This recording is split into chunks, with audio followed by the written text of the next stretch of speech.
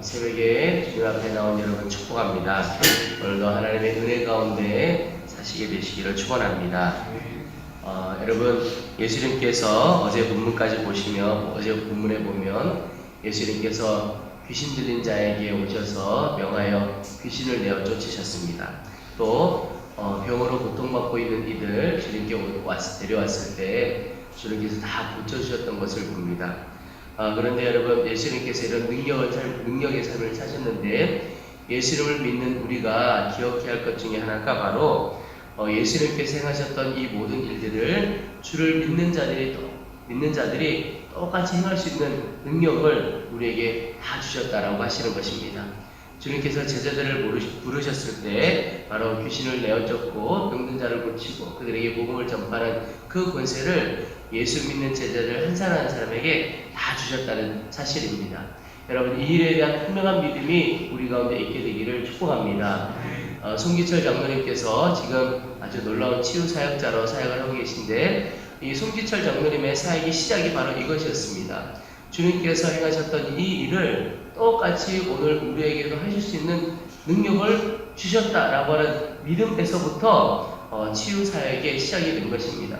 여러분, 어떤 특별한 사람만을 하나님께서 치유 사역자로 귀신을 내어 쫓는 자로 불러신 것이 아니라 하나님을 향한 믿음을 가진 자에게 똑같은 권세와 능력을 다 주셨다는 사실을 갖고 오늘 살아가 보시기를 바랍니다. 그 말은 예수 믿는 자에게 하나님께서 권세와 능력을 다 부어주셨다라고 하는 것입니다. 주님 하셨던 그 일을 주를 믿는 자가 똑같이 또 그보다 더 큰 일도 하게 되는 것이죠.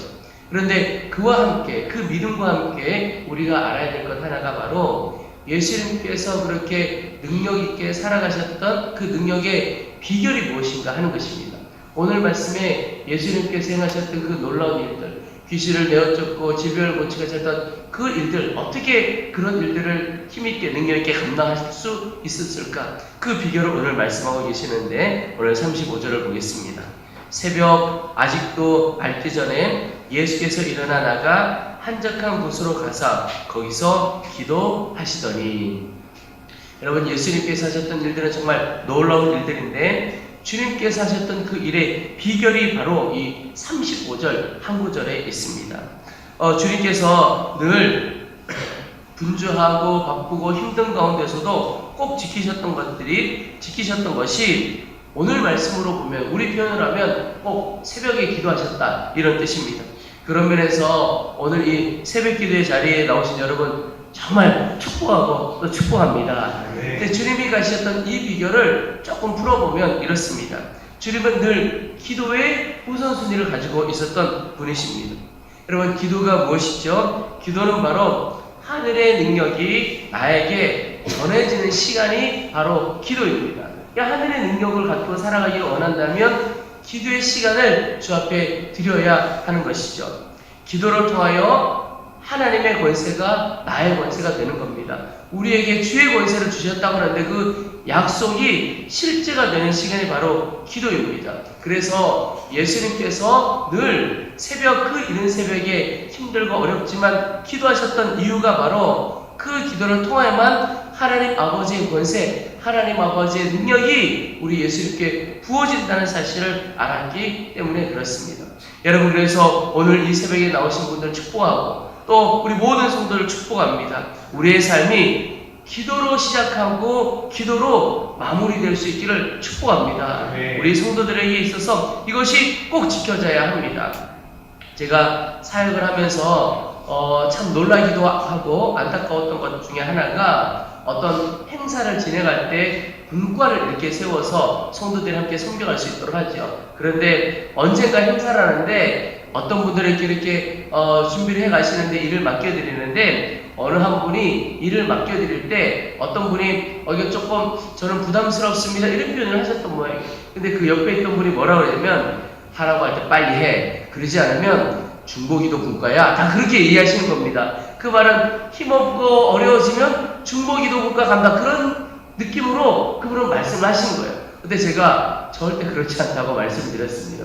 제일 힘있게 살아가셔야 될 분들이 중보기도 분과다. 왜냐하면 기대에 모든 것이 달려있으니까 제가 그렇게 이제 말씀을 드렸는데, 우리 성도들 안에는 어떤 행사를 할 때 기도 문과는 뭔가 좀 힘없고 뭔가 힘쓸 수 없고 이런 분들이 하신다는 생각을 어렴풋이 하시는 것 같아요.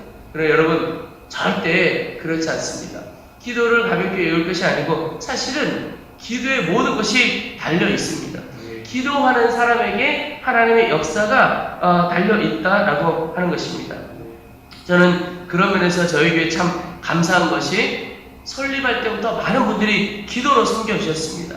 거의 매일 교회에 오셔서 기도의 자리를 지켜주신 분들이 있으시고, 하여튼 교회 예배 때마다 눈물의 씨앗을 심어주신 분들이 있으십니다.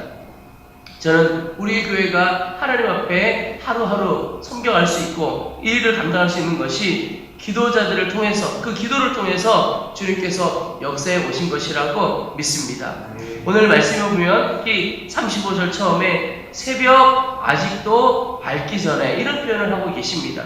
여러분, 지금 이 시간과 똑같습니다. 아직 밝기도 전에. 그런데 그 이전 본문에 보면 예수님께서 그 전날에도 귀신 들린 자, 질병으로 고통받는 자들을 고쳐주셨습니다. 한두 사람 데리고 온 것이 아니라 수없이 많은 사람들을 데리고 왔다고 그랬습니다. 아마도 우리 주님에게 인간의 몸을 입고 오셨기에 육신적인 피곤함이 분명히 있으셨을 것입니다. 그럼에도 불구하고 그 새벽 밝기도 전에 일어나 기도하셨다라고 하는 것은 내가 기도하지 않고는 어떤 일도 감당할 수 없다고 여기셨기에 그렇게 하신 겁니다. 그것이 진짜 하나님 앞에 겸손이죠. 여러분, 나는 기도하지 않고는, 하나님이 나를 도우시지 않고는 아무것도 할 수 없다고 믿으십니까?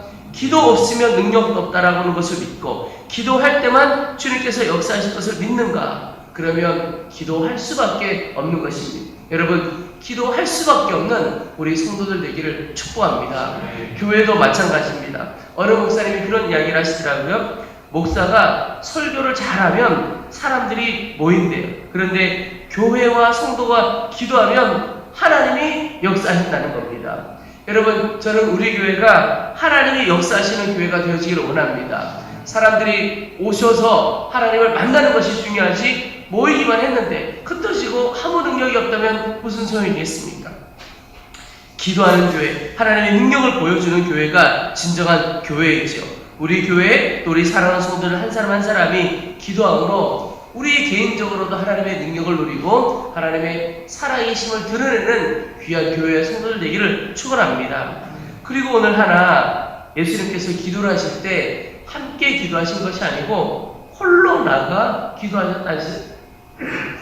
기도하셨다는 사실을 주목해 볼 필요가 있습니다. 오늘 35절에 보면 예수님께서 일어나서 한적한 곳으로 가셨다, 이렇게 표현하고 있습니다. 여러분, 이 말씀은 우리가 함께 모여 기도하는 것도 참 중요한데, 또 하나는 함께 모이거나 개인적으로나 하나님과의 1대1의 교제를 가져야 한다라고 하는 것입니다. 분주하더라도 꼭 1대1의 교제를 갖는 것이 필요합니다. 여러분, 어제 하루도 아마 열심히 사셨고 오늘 하루도 열심히 살아가실 것입니다. 그런데 열심히는 달려왔는데 잘못된 길로 왔다면 어떻게 하겠습니까? 그게 얼마나 안타까운 일입니까? 우리 오늘 부모님 분들이 많이 있으신데 부모님들이 그런 것 같아요. 자녀들을 제대로 키운다고 스스로 생각하고 열심히는 그냥 달려왔는데 나중에 부모와 자녀와의 관계가 돌이키기 어려운 때가 된 겁니다. 아내와 남편 사이도 마찬가지입니다. 그래서 나는 이 길이 옳다라고 생각하고 열심히 그냥 달려왔는데 나중에 참 회복하기 어려운, 회복하기 위해서 수많은 시간들, 수많은 재정을 들여야만 하는 그런 관계까지 올 때가 있습니다. 이게 얼마나 안타까운 일인가 하는 거죠. 그래서 하나님과의 1대1의 교제가 필요합니다. 왜냐하면 하나님과의 그 1대1의 교제하는 시간이 바로 내 방향을 점검하는 시간이 되기 때문에 그렇습니다. 내가 지금 열심히는 가는데 이 길이 맞는 것인가 확인을 하고 가야지, 맞지 않는 길로 계속 간다면 어떻게 하겠습니까? 방향을 점검하지 않고 열심히만 간다면 나중에 돌이키기가 너무 어렵습니다. 내가 지금 가는 길이 올바른 방향인지 하나님께 분별받고 인도함을 받아야 하는 겁니다. 그게 바로 하나님 앞에 1대1로 기도하는 시간입니다. 어제 제가 어디 신방을 다녀오다가 쭉 오는데 늘 다니던 길이 있죠. 그런데 그 길로 가면 안 되고 다른 길로 가야만 했습니다. 그런데 그 순간에 잠깐 놓쳐버려서 늘 가던 길로 쑥 들어갔습니다. 한참을 돌아가게 되는 일이 있었는데 기도하고 깨어있지 않으면 나도 모르게 늘 갔던 길이니까 익숙하니까 그냥 일로 가면 되는 줄로 알고 가는 겁니다. 여러분, 우리의 삶의 매 순간마다 분별이 필요하고 인도함이 필요합니다. 오늘도 예수님께서 기도하고 하나님의 인도함을 받는 시간이었습니다. 그 시간이. 그래서 그 마을에 계속 있지 않고 38절에 보면 그렇게 기도하신 후에 다른 가까운 마을로 가자 그렇게 하고는 제자들과 함께 그곳에 가서 전도하시고 또 복음 전하시고 치유하고 이런 사역을 감당하셨던 것이죠. 여러분, 오직 우리가 기도하고 1대1의 주님과의 교제를 가지면서 매 순간마다 하나님 앞에 분별받기도 하고 인도함을 받아 올바른 길, 제대로 된 길을 갈 수 있게 되기를 축원합니다. 여러분, 오늘 말씀을 보면서 함께 나누고자 하는 중요한 것 하나는 이 일이 하나님 앞에 기도하고 1대1의 교제를 갖는 이 일이 우리의 삶의 우선순위에 얼마나 높은 자리에 있는가 하는 것입니다. 다른 것 다 하고 그 다음에 시간이 남으면 기도하고 하나님과 교제하고 있는가, 아니면 나에게 있어서 이 일이 가장 우선순위, 제일 먼저인 일인가 한번 살펴봐야 하겠습니다. 여러분, 예수님께는 이 일이 가장 먼저였습니다. 새벽에 일어나서 가장 먼저 한 일이 기도하고 주님과 하나님 아버지와 교제하는 일이죠. 그래서 예수님의 사역에 능력이 있었던 것입니다. 여러분, 오늘 우리가 다 하나님의 능력으로 살아가기를 소망하지요. 그렇다면 우리의 우선순위가 분명해야 하겠습니다. 여러분, 기도하는 일에, 하나님과 교제하는 일에 우리의 삶에 가장 우선순위가 있기를 축복합니다. 우리의 젊은 선교단체들 가운데서는 그런 이야기를 합니다. 노 바이블, 노 블랙퍼스트, 이런 표현을 하죠. 성경 읽지 않으면 아침도 먹지 않겠다, 그런 각오가 있죠. 제가 보니까 그 선교단체에서 처음 시작하는 청년들 아침을 많이 못 먹는 아이들이 많은 것 같아요. 노 바이블, 노 블랙퍼스트 비슷하게 기도하지 않고 말씀 보지 않고 하나님과 교제하지 않으면 나는 아침도 안 먹겠다. 그 말은 다른 우선순위 그 어떤 것보다 주님 앞에 기도하는 것에 우선순위를 두겠다. 오늘 그 결단이 여러분의 있기를 축복합니다. 그럴 때 하늘의 권세와 하늘의 능력이 우리 모두에게 부어질 것입니다. 또 하나 오늘 짧지만 기도해야 할 것이 예수님의 원함대로 기도하고 그러면 반드시 하나님께서 역사하신다는 겁니다. 오늘 40절 이후부터 보면 한 나병 환자가 예수님께 나와서 간구하기를 40절 마지막에 보면 원하시면 저를 깨끗하게 하실 수 있나이다. 아마 자신이 좀 없었던 것 같아요. 아주 간절하게 구했던 것이죠. 그런데 41절에 보면 예수께서 불쌍히 여기사 손을 내밀어 그에게 대시며 이르시되 내가 원하노니 깨끗함을 받으라 하시니, 이렇게 말씀하고 있습니다. 여러분, 우리 40절 41절을 보면서 깨닫게 되는 것은 하나님의 원함대로 구하면 응답된다는 것입니다. 우리가 기도를 우선시해 두는 것 중요하지만 그 가운데 또 하나 중요한 것이 나의 기도의 방향이 하나님의 뜻과 일치하느냐는 겁니다. 우리가 기도가 잘 응답되지 않을 때 점검할 것이 하나가 있습니다. 내가 기도하는 이 기도가 하나님께서 원하시는 기도인가 점검하는 겁니다. 점검해서 하나님이 원하시는 일인데, 이건 하나님께서 기뻐하실 일인데 응답이 잘 안 된다. 그러면 계속 기도하는 것입니다. 하나님의 응답의 때가 있는 것이죠. 나의 때와 하나님의 응답의 때가 다를 뿐이지 반드시 하나님이 응답하시는 겁니다. 그런데 내가 기도하고 또 하나님의 말씀에, 성경에 비추어 보아서 내가 기도하는 이것이 하나님의 원함이 아니다 라는 것이 깨달아지면 기도를 그쳐야 하는 것입니다. 근데 저는 기도에 가다 보면 하나님께서 원하시는 기도는 계속하게 하십니다. 깨닫게 하세요. 근데 하나님께서 기뻐하시는 기도가 아니면 그 기도를 할 때 마음에 눌림과 부담이 있습니다. 그 말은 기도를 하게 하시는 분도 하나님이시고 기도를 이끌어 가시는 분도 하나님이셔서 우리의 기도가 잘못된 방향으로 갔다면, 기도의 자리만 있다면 하나님께서 그 기도의 방향을 바꿔주시는 분이십니다. 그러니 주님 앞에 서 있기만 하면 됩니다. 그러면 주님께서 기도의 길도 이끌어 가시고 하나님의 원함도 보여주십니다. 중요한 것은 보여주시는 대로 기도하며 나아가는 것이죠. 그리고 오늘 이 40절, 41절 이후에 보면 참 놀라운 것 하나가 주님께서 그 나병 환자를 불쌍히 여기셨다 이렇게 표현하고 있습니다. 그리고 그를 고쳐주셨는데 여러분 이것이 오늘 우리에게 똑같이 일어나는 일입니다. 주님은 우리가 치료함을 얻고 회복되기를 그 누구보다도 원하고 계십니다. 주님이 우리를 긍휼히 여겨주시는 분이라는 뜻입니다. 그래서 여러분 내가 내 삶에 많은 문제를 가지고 살아갈 때에 하나님이 나를 불쌍히 여기시고 주님께서 나를 고쳐주시기를 원하신다는 믿음 가운데 나아가시기 바랍니다. 그 말은 기도할 때 담대히 구하며 나아가라 이런 뜻입니다.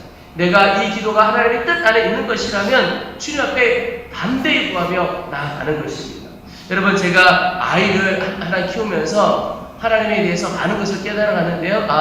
믿음이라는 것이 이런 것이구나. 하나님 아버지를 내가 아버지라고 부르고 섬기고 주님을 따른다는 것이 이런 것이구나 라고 하는 것을 깨달을 때가 참 많습니다.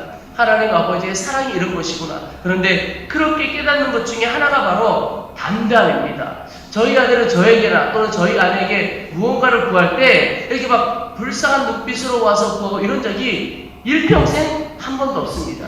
이제 태어난 지 한 17년 이렇게 되어가는데 제가 늘 보지만 얘는 어떤 담대함과 자신감으로 이렇게 나에게 꼭 뭔가를 맡겨놓은 것처럼 어떨 때 보면요 제가 빚쟁이 같습니다. 맡겨놓은 걸 주어야 할 것 같고 뭐 이런 것 같은 느낌이 들 때가 있어요. 근데 이렇게 보면 이게 담대함이구나. 아버지에게 구하는 아들의 담대함이구나. 그런데 우리가 하나님 앞에 나아갈 때 그런 담대함으로 나아가야 한다는 겁니다. 우리에게 예수 그리스도께서 십자가를 통하여 주신 은혜 중에 하나가 하나님 앞에 담대하게 나아갈 수 있도록 길을 열어주신 겁니다. 여러분 오늘 이것이 하나님의 뜻에 맞고 하나님께서 우리를 향하여 주시는 뜻이라고 믿어진다면 담대함으로 구하게 되시기를 축복합니다. 천국 같은 가정 이루어주실 것 그건 하나님의 뜻이죠. 담대하게 구하게 나아가는 것입니다. 우리의 자녀들의 인생 또 이 나라 이 민족 열방의 선교사님들 위하여 기도할 때 담대하게 구하고 하나님의 응답을 다 누리는 기적과 같은 은혜의 삶을 살게 되시기를 주의 이름으로 축원합니다.